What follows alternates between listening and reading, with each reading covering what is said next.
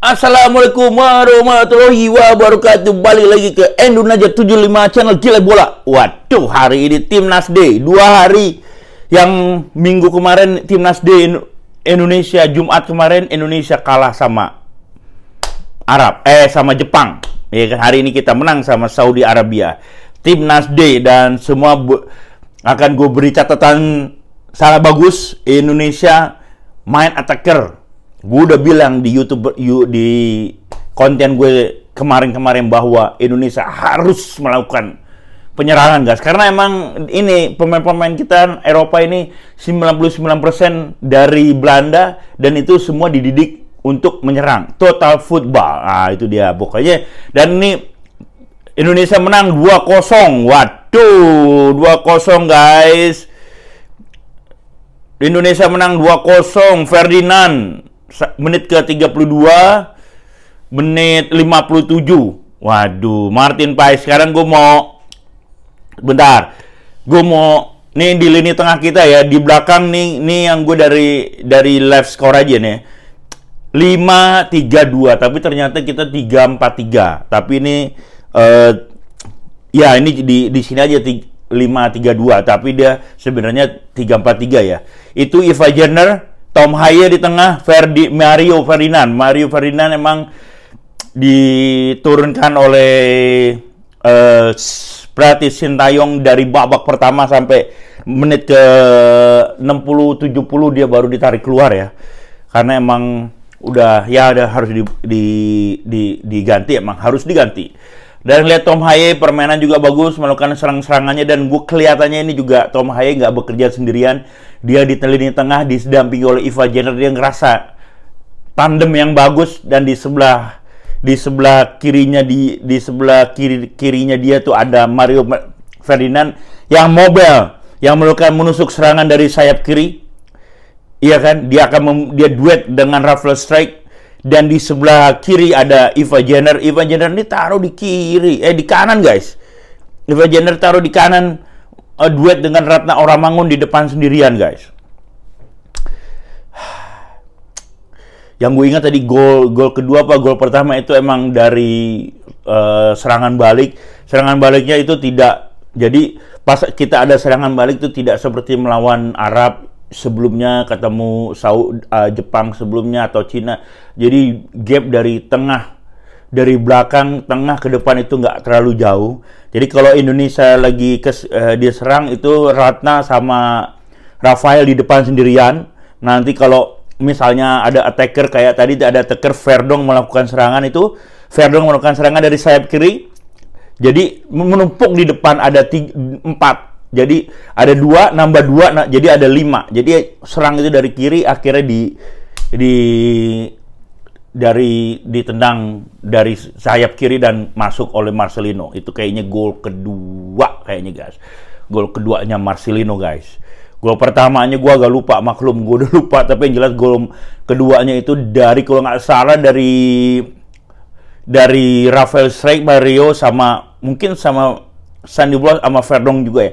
Dia melakukan 1-2, membangun serangan 1-2 dan akhirnya Marcelino mampu membobol gawang di menit ke 32, guys. Di menit 32 Marcelino membobol gawang Saudi Arabia. Ini adalah rekor kemenangan Indonesia melawan Saudi Arabia. Sekarang gue mau lihat statistik dulu ya.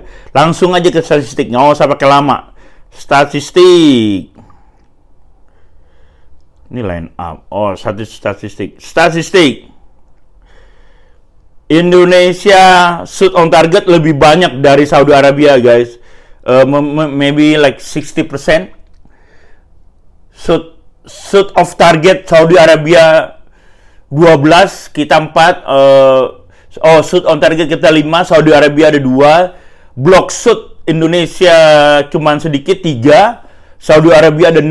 Itu berarti emang block shootnya itu kita, maksudnya block shoot itu kita Indonesia dapat tendangan langsung ke gawang, di blok sama pemain Arab Saudi ke-6. Possession Indonesia 24, dominan Saudi Arabia, itu is okay. Corner kick dia ada 12 kali, kita cuma 4 kali. Offset kita 5 kali kena offset, Saudi Arabia kena 1, itu artinya bahwa emang di pertandingan ini Indonesia melakukan penyerangan sangat banyak dan sehingga terjadi offset seperti itu. Foul kita ada 15 foul.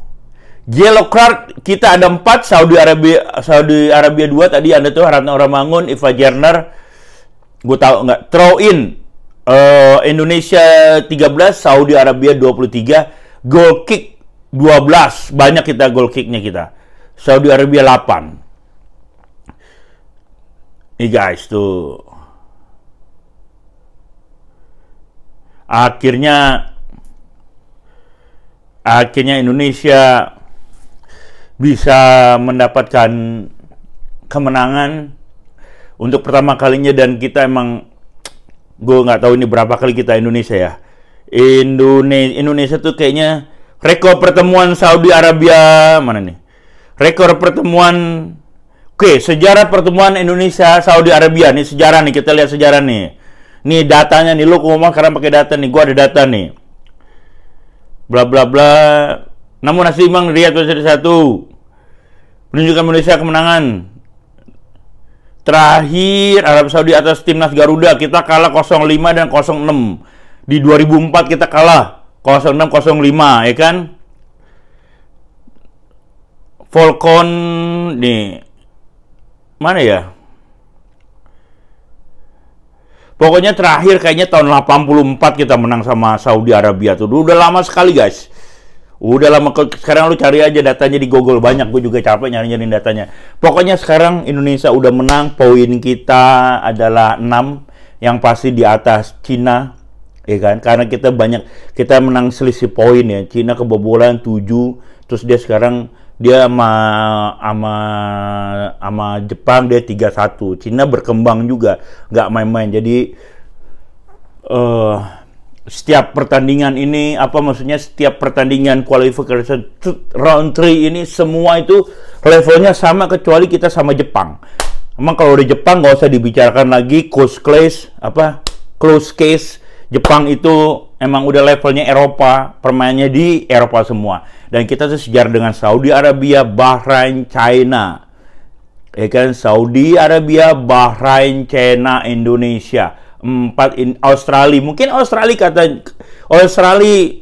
di atas 1 dengan kita, dan kita mungkin bisa ambil draw. Kalau bermain seperti ini di Sydney kita bisa ambil draw.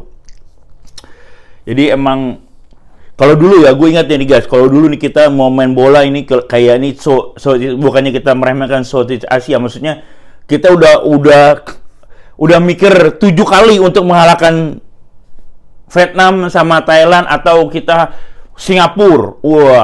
Singapura. Dan sekarang nih tahun 2024 kita tuh, waduh, gimana caranya ngalahin Jepang? Oh, gimana caranya ngalahin Saudi Arabia?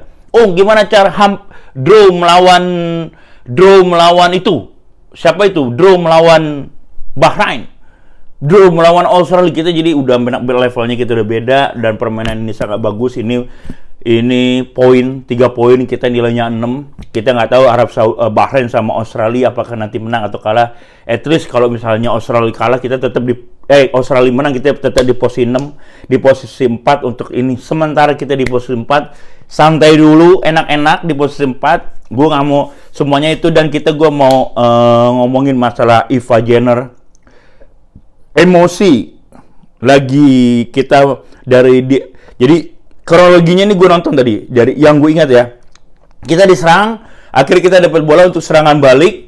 Pas lagi serangan balik tiba-tiba di-prit sama wasit, Iva Jenner marah, reaction, mungkin ada suatu pelanggaran atau gimana gue nggak tahu, tapi ada reaction, marah. Nah, nih Hapner, dia itu sebenarnya marah-marah yang nggak perlu sampai kartu merah itu. Hapner ini perlu ditemuin psikologi Timnas Nasional Indonesia. Jadi harus ditemukan dokter psikologi. Ada apa di pertandingan sepenting ini, dia emosi. Untung kita menang 2-0. Kalau kita kalah 2-0, habis dia untuk netizen. Jadi ada hal-hal yang nggak perlu, dan Ratna Ramangun kena kartu kuning juga.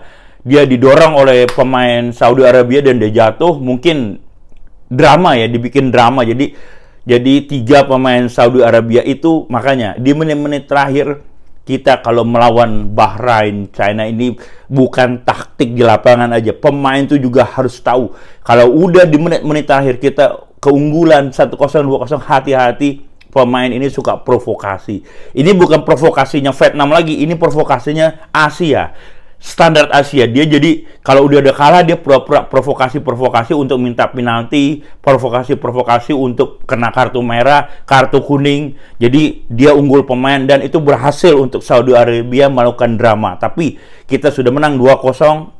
Semuanya kalau lo mau, gue nggak bisa ngomong apa-apa lah. Gue emang ini kemenangan histori buat Indonesia di terakhir tahun 80-an. Gue yang seingat gue kalau ketemu Saudi Arabia kalahnya 0-4, 0-3, pokoknya yang terakhir itu 3-1 waktu di Asia Cup di Jakarta 2007 itu sama Saudi Arabia 3-1. Yang gol pertamanya itu siapa itu?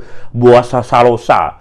Itu pokoknya kita udah berubah dan kita harus bersabar. Dan ini STY kemarin di ujung tanduk memainkan pemain-pemain eksperimen, no eksperimen and this time. Kalau eksperimen itu nanti lah di AFF eksperimen, setelah AFF mau eksperimen. Ini bulan Desember ada AFF eksperimen, setelah bebas